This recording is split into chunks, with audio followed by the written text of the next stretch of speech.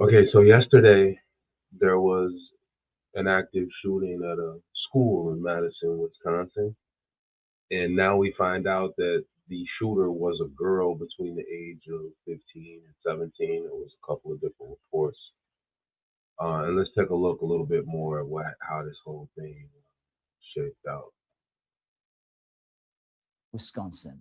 Police say it was a second grader who called 911 yesterday to report an active shooter at Abundant Life Christian School. Here's what we know. One student and one teacher were killed before police say the suspected shooter, a 15-year-old girl, killed herself. At least 6 other people were taken to the hospital, including 2 students with life-threatening injuries. One parent shared his reaction after being reunited with his daughter. Really scared me thinking that one of my children might be the one, but it's really sad for the people that were there. I'm grateful that it's not mine, but it's it's really sad, and it's going to take a lot of time and um, just a lot of consoling for everybody in the community. And if you hear his voice quivering there, CBS News correspondent Ian Lee is in Madison. Okay, so that this is tragic. All right, for those of us like that parent, like myself, who are working tirelessly to make sure that the bank's pockets are fat, right? Where we can barely keep our head above the water in some cases, right? Some of us are living in our cars and doing whatever we can to try to make sense of the reality in which we live and trying to do right by not only ourselves, but our children, loved ones, neighbors, fellow human beings, what have you. Some girl, person, okay, for whatever reason decides they're still looking for motive, but for whatever reason she decides she's gonna grab a gun, 9 millimeter, and she's going to go around school and shoot some people and then shoot herself. Now we live in a time, unfortunately, where many of us are just in a mental state, an emotional state, in a spiritual state that is fallen. It's fallen and falling, and in many cases, free falling. Now, we can all have highs and lows throughout our days, throughout our weeks, months, and years. Rather it's spiritual highs and lows, or financial highs and lows, emotional, what have you. We're at a point now though where people are feeling homicidal, they're feeling suicidal, they're blaming others, and they're taking action to inflict upon others what they feel others have inflicted upon them. Emotionally, the emotional harms that people are receiving, they want to inflict physical harms. Not to say that that's the case here. Who knows what really happened? My initial thought, probably like many of you, is that there must have been some bullying going on. And this girl decided she wants to target not only that particular bully, but just whoever, whatever at the school, right? Maybe all schools are evil, and she just wanted to get rid of the whatever. I don't know, right? We assume that there was some reason, though, right? Like we don't tend to think that somebody just woke up one day and decided I'm going to shoot up the school.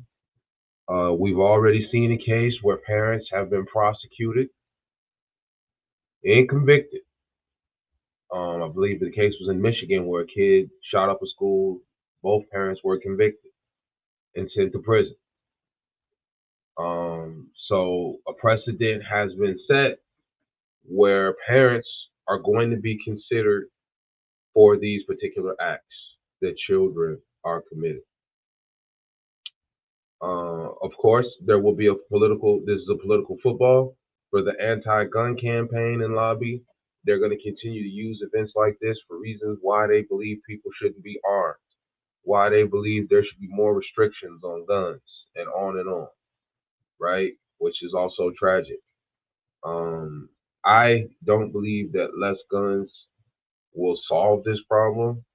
I don't believe that More restrictions on gun ownership will solve this problem.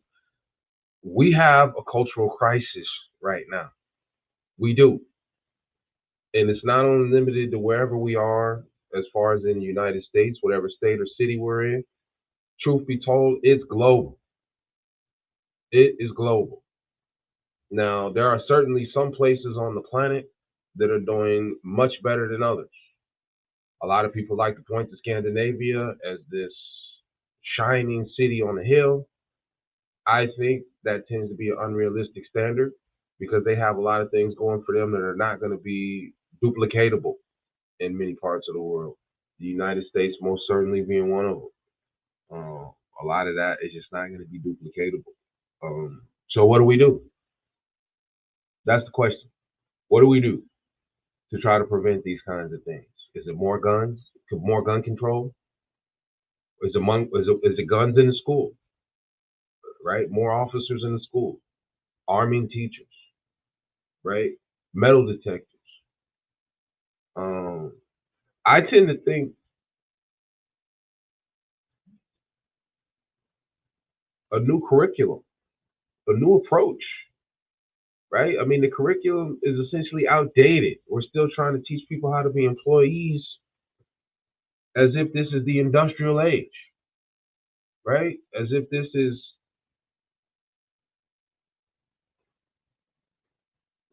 preparing people to enter the workforce in factories and all of these different things. 10 years from today, the world is going to be running, in all likelihood, completely different than the way it is now as far as economics and employment is concerned. And just like Uber laid waste to entire segments of the economy, there will be other things that are soon to come forward that will be laying waste left and right and left to multiple positions within the economy.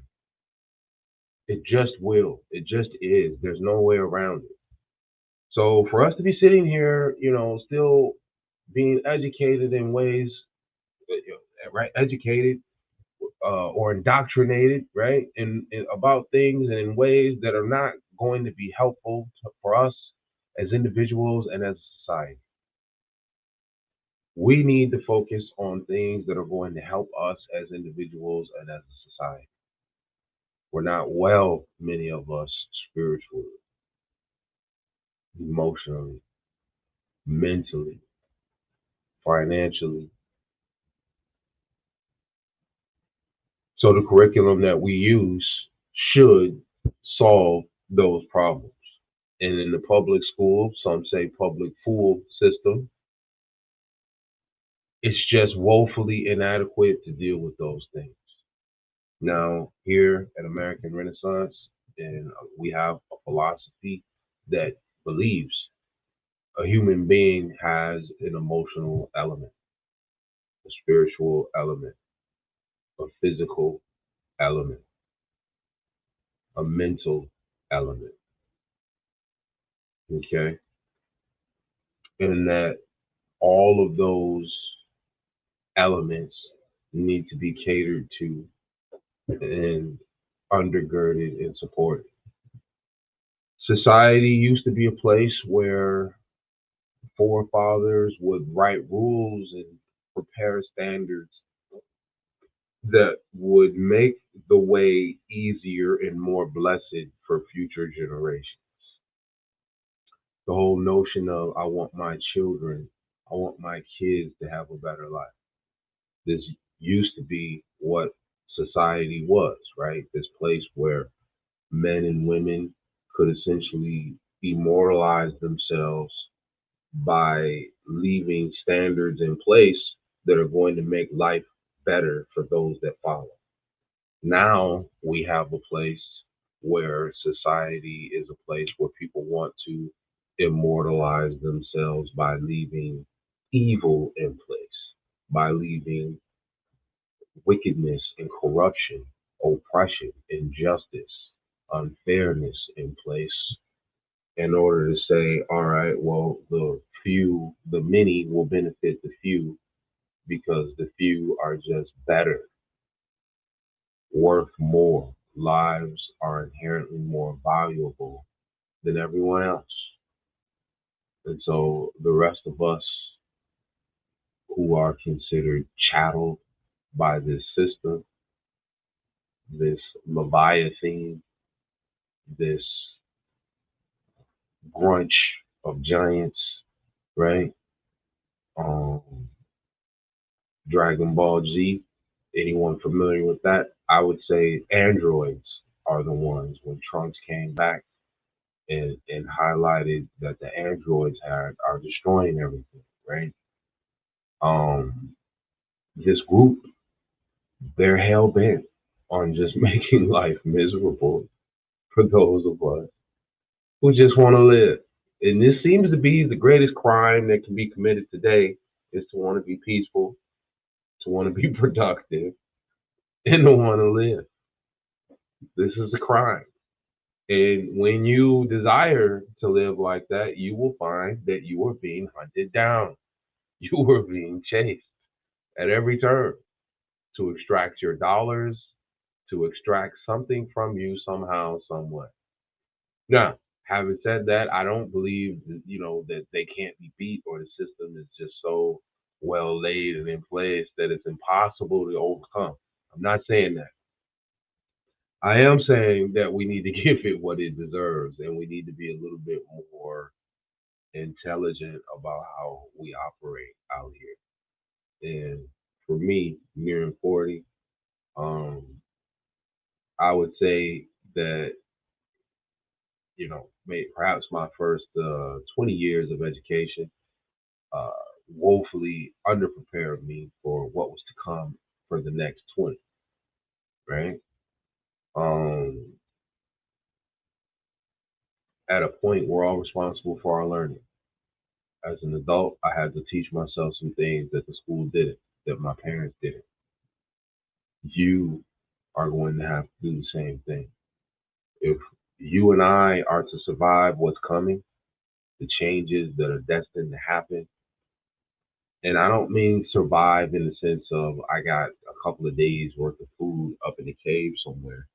But if we're to have some kind of a viable society, some kind of a viable solution, some upwardly trending, upwardly mobile, forward moving society and human structure, families, institutions in place that are going to help us to be more intellectually developed and to expand and live life through our intellect, through our emotions, through our spirituality, right? Through our mental wellness. Now, I say mental wellness because there is a lot of life being lived today mentally, physically, through hedonism and materialism and consumerism.